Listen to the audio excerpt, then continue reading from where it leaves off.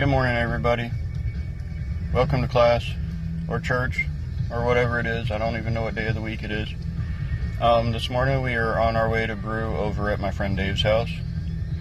And I was going to make some funky time-lapse video of the drive over there, but I realized that my phone holder won't stay in position, so I'll just do stuff when we get there. We'll see you in a little bit. Oh, there's a lot of stuff I need.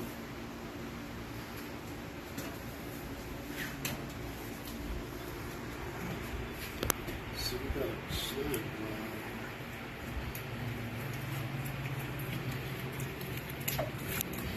So you dump all your stuff in all at the same time? Yeah. Just dump it in there. You don't have a hard time with dough balls or anything? Yeah. I've never heard of such a thing.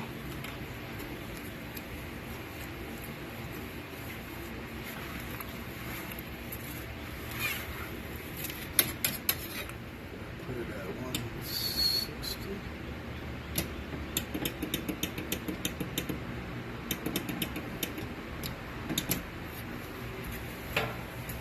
Yep.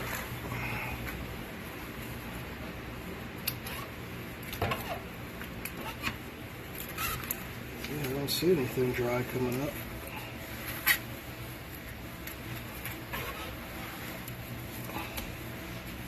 I like to make it like a thick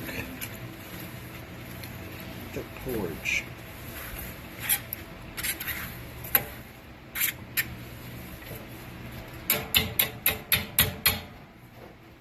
I could do some for it. You want to refill? Yeah, Might as well. might as well. Don't forget to turn it on. Oh yeah, I should do that. It's on the back side with the clappers. Oh shit. Are you making bloopers for thing already? Beep. I don't loop anything out. Beep. Yeah, I don't loop anything out. You know, what you get is what you get. Well, it's just easier because you never know down the road if you want to monetize, and then all of a sudden they're like, well, everything you have is inappropriate Yeah, well, or something or another. I've never been known to be appropriate, so. Me neither.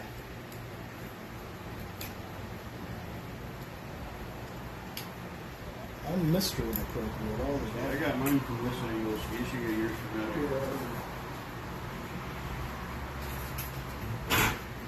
Actually,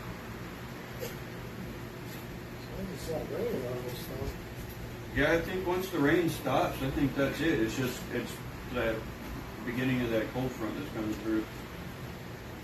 So I might actually have to put pants on before the end of the day. Man, I like you better when you're not moving things.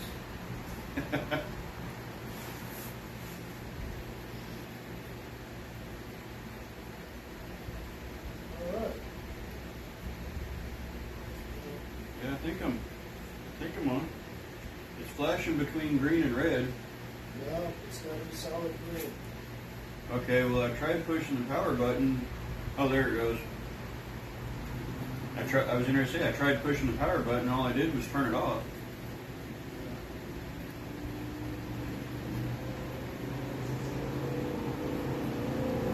I'm trying to get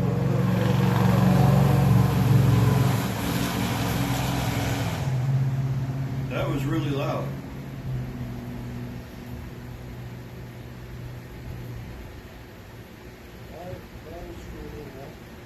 There's the screen. Yep. Yeah, Alright. we're good. We're alive. See, that thing picks up all right. I mean, I'm probably still going to buy a set of these just to make it a little nicer. But that one seems to pick up okay because when I was brewing at my house, I had it set probably about that far from where I was brewing. And I set the zoom so that, you know, the screen looked okay. This is like perfect day for brewing. Yeah, it's not hot. So today is what's today? January 19th.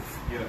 2025. We're brewing my Lagunitas IPA clone, but instead of using the two-wheel American barley as a base grain, I'm using Pilot, which is a German base grain.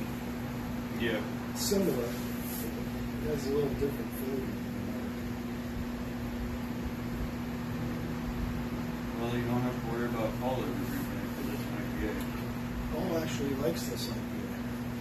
He says this is the only IPA that he likes. Yeah, but I don't think he's tried it in a while, like the actual commercial version, because I don't like it as much as I used to. Yeah. Ever since they got bought out by Heineken,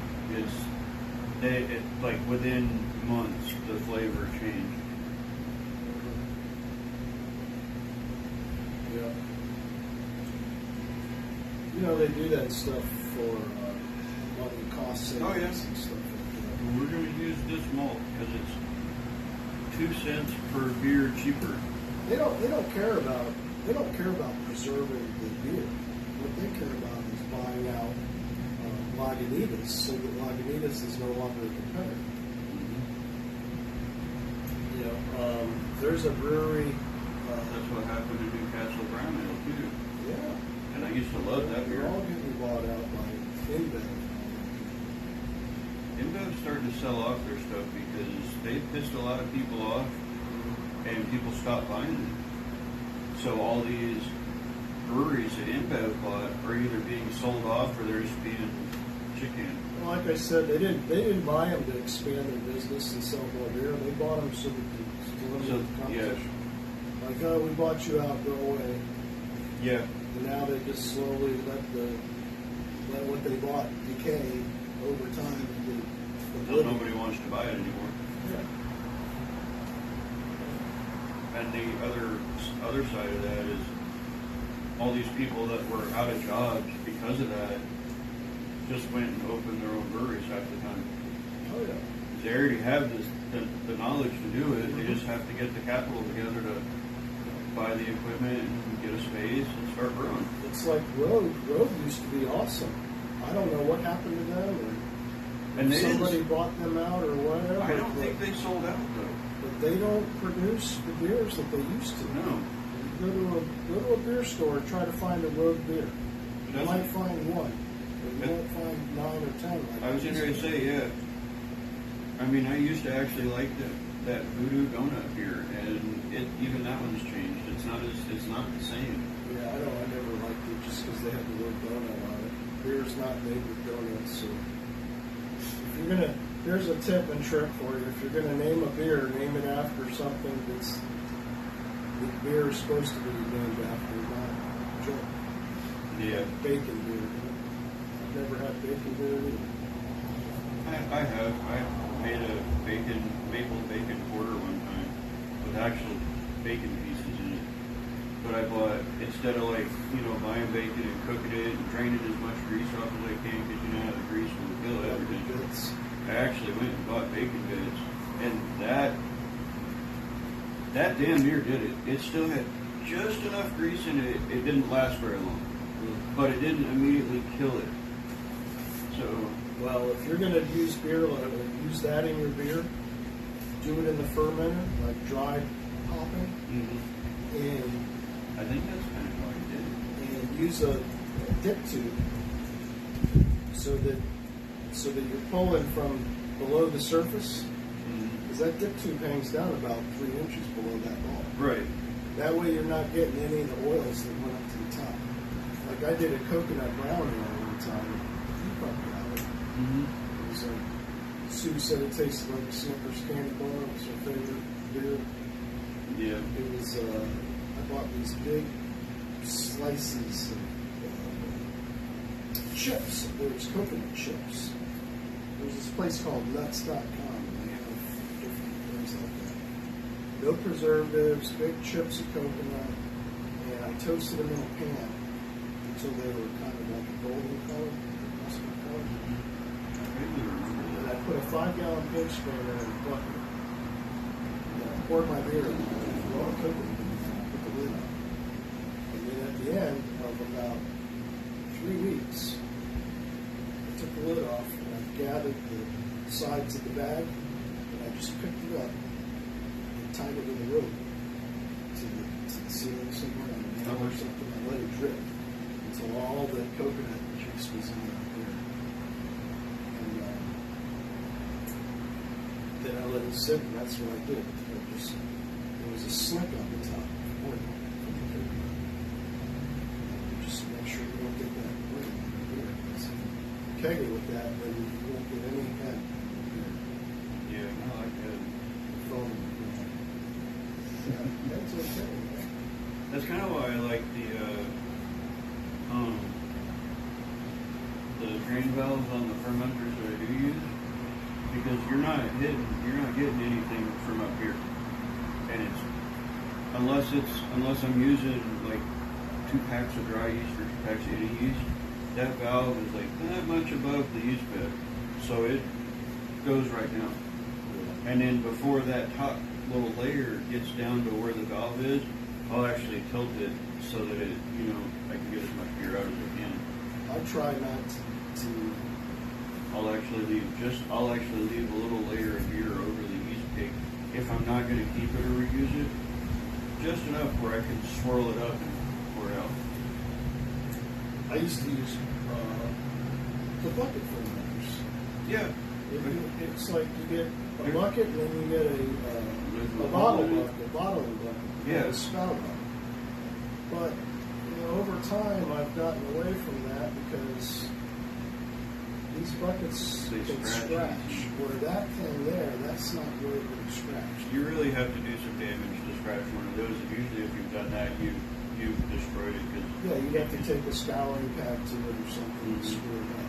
If you just use a soft washcloth, that stuff is so dense. I even use sometimes the mildest Scotch-Brite pad you can get, because it's stiffer than a washcloth, but not damaging to the plastic.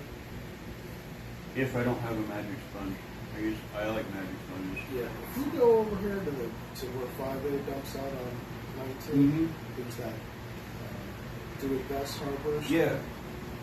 They have a section all the way back on the right-hand side. When you go in the store, turn right, go all the way to the right wall, and they have a selection of pads.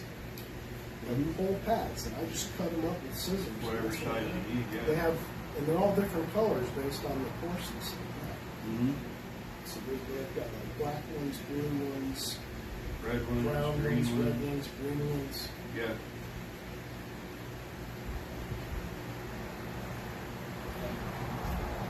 But I'll only use that on stainless steel. I don't use that on. Yeah, I prefer to use magic sponges on the plastic because it doesn't do anything to it. Just sometimes when there's a stubborn spot that it won't take off, I have to go a little more aggressive on it. That's when I use the real mild Scotch-Brite or I use a piece of worn out Scotch-Brite. Like if it's a heavier grit, if it's worn out, I usually keep 1 or 2 of those pieces for stuff like that because it's you've already rubbed off all of the really coarse part of it, and now it's still ragged up. Yeah, but it works on that. That's what I use at home. I try not to use scratchy stuff, but the whole key is to get equipment that's easy to clean and maintain. Yeah. Like this is all stainless steel. Just have to replace the hoses every now and then. It's about time to replace these hoses on here. I've used them for a year. I think a year is pretty much the point where you should swap out the hoses. And like the floating dip tube. See, now that stainless steel ball at the bottom of the dip tube, that'll last forever. But the actual dip tube, I buy 20-foot rolls of it. Cut it to the size I want it so that I can replace that. But if you keep your stuff clean, sanitize right away. Like when you clean it, sanitize it. Leave the sanitizer in there. That sanitizer doesn't go away. It doesn't weaken over time. As long as it's not exposed to the air. If it's in there, it's not going anywhere. And what I like to do is because these can hold some pressure, is I'll put the sanitizer in there, and I'll screw the lid on. And then I'll hook it to my hot water through the keg post to fill it. And as it fills up with water, the water is actually compressing the air that's in there, and it's putting a little bit of pressure on it, so that nothing can get into it. No germs or bacteria or anything can accidentally get into that because it's higher pressure inside than it is outside. Right. And it also keeps your thing in the proper shape and form. Because these things are kind of crunchy when they're just, see it's got pressure on it? Yeah. These things are kind of crunchy if they don't have pressure on them. You can actually squeeze them and dent them, and you don't want to kink it, because you'll get a pinhole in a it. line in there, like a dent. Yeah. Well, you'll actually you do that too many times, you'll actually start getting pinholes in it. Yeah. See, now I can turn it upside down. And I like these because you can just go like this too. You just rotate it periodically.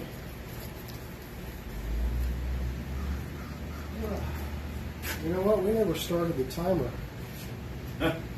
Whoops. It won't hurt nothing. All right, we're going to bring that up to 160. Turn it up to 11. See how high I'm mashing? 160 for this beer. Yeah, that's quite a bit higher than normal, right? No step mashes.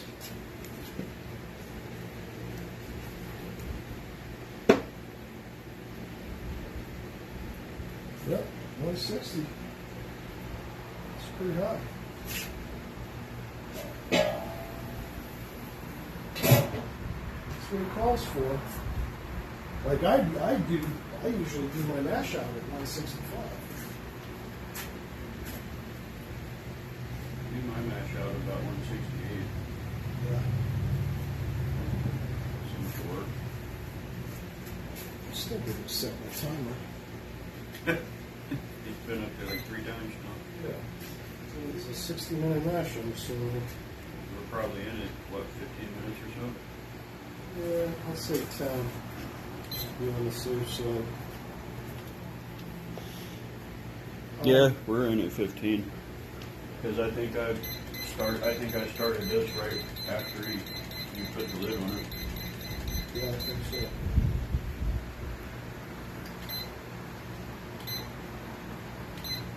Set it for 42 minutes. That'll work. Oh. Still got to weigh out my hops. So it takes 4 different kinds of hops. There's 60-minute hops and there's 30-minute, 60 minutes, 20 minutes, and 1 minute. And that's just for the boil. Then there's dry hop. Yeah. I haven't made an IPA in a long time. Just kind of got to where I wasn't drinking them anymore. Because I was the only one. Now, if you want to do a completely closed transfer dry hop, then I don't have to open that up to put my dry hop in. We're going to use 2 magnets in a bag. Yeah, you've explained it a couple of times. I just haven't seen it actually in there yet. Yeah. We'll try to do that today.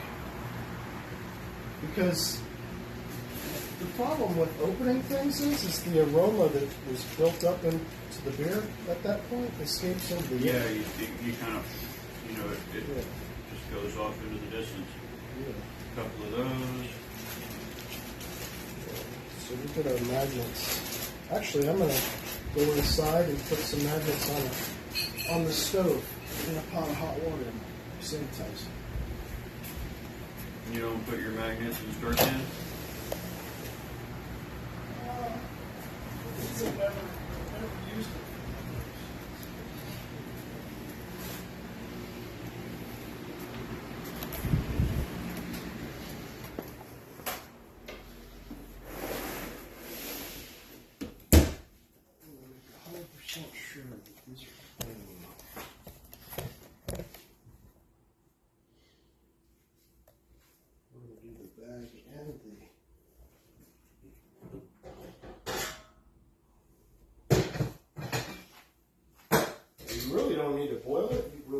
to steam it.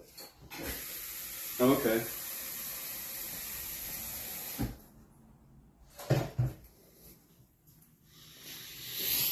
I'm going to steam my bag. And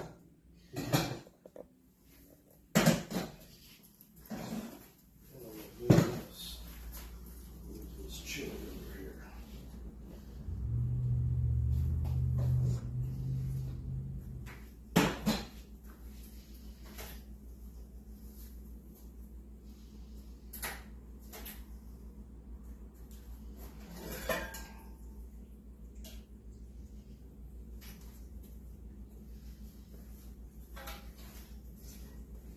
I've never ever made chili before. This stuff is gonna be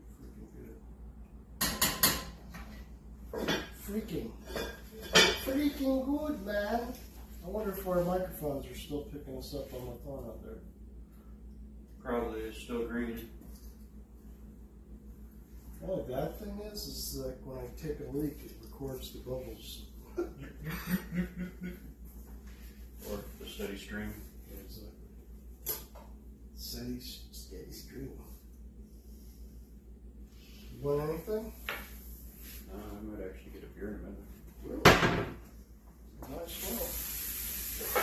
Enjoy a little buzz before you eat.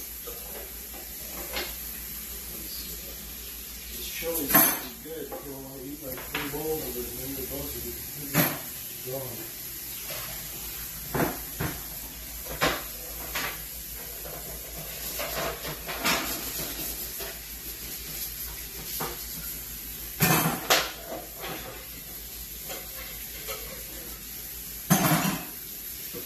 Turn the lights on if you want.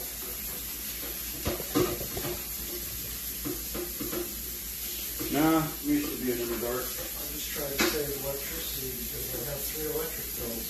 Yeah, you've got one at your house, one here, and one at the One at the other. building. I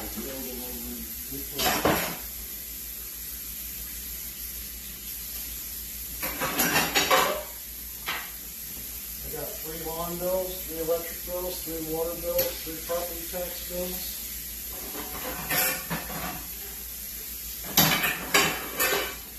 And no income other than my own income that I earned in my lifetime. These properties just cost me money. I'd have even more money to buy dealership if I didn't have to maintain. Yeah. But I do it for my kids. But the market is so screwed up now, I don't know if my kids will ever be able to afford to buy a house in Florida. So if I have them, my life's so beautiful. I think if I didn't buy a house, when I bought a house, I probably wouldn't be able to. No. I wouldn't be able to. Shit. I paid $140,000 for my house. It's $500,000 house. Yeah. I paid $169 for mine. $179. And it's not a big place. Yeah.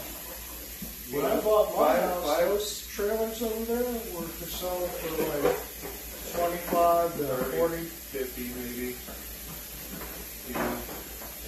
And I know because it all shows on the tax roll, the lady that had that house put in that I bought. What she was paying. Yeah, she only paid like $80,000 for the whole thing. Mm-hmm. And that was brand new in 2018. Yeah. And it's gone like that. That's still a lot of money. Yeah. But I mean, compared to what it is now.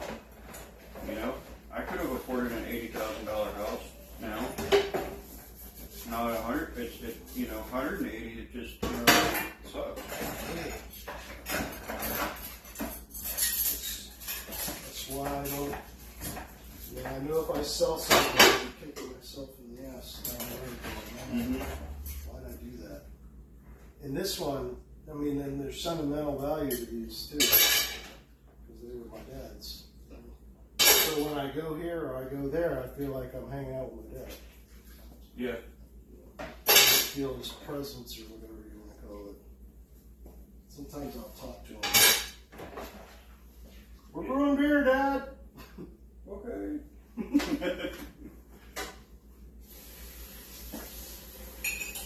Have fun. Yeah.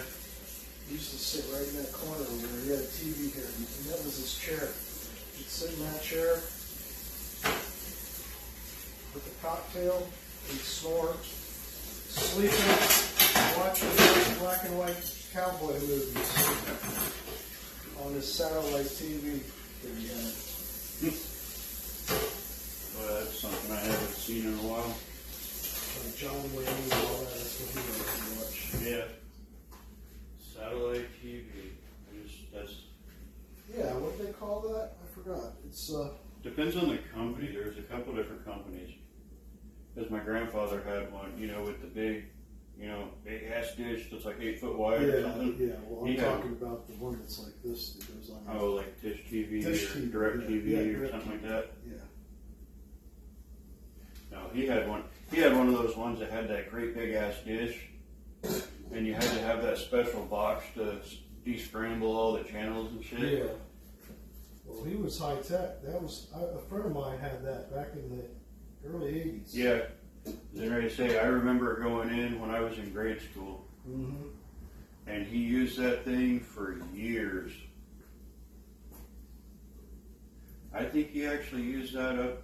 I think he might have actually used that up until he passed away. People used to have those projection TVs that had the red, yellow, and blue light. We had one of those. We thought that was the hot ticket. It was fun.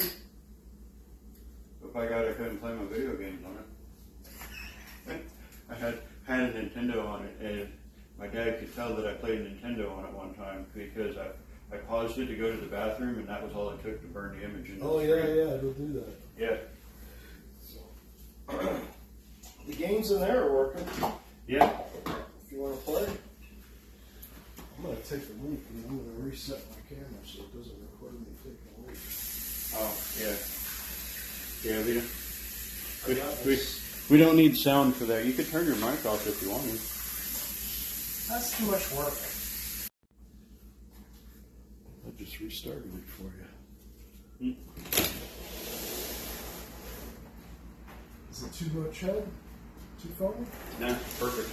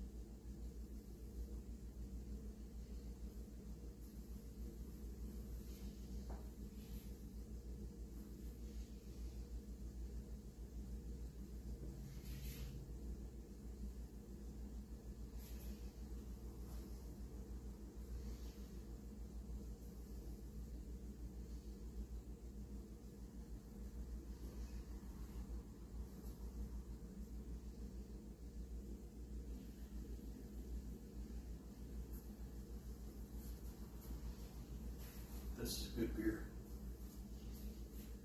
All of these beers are good beers.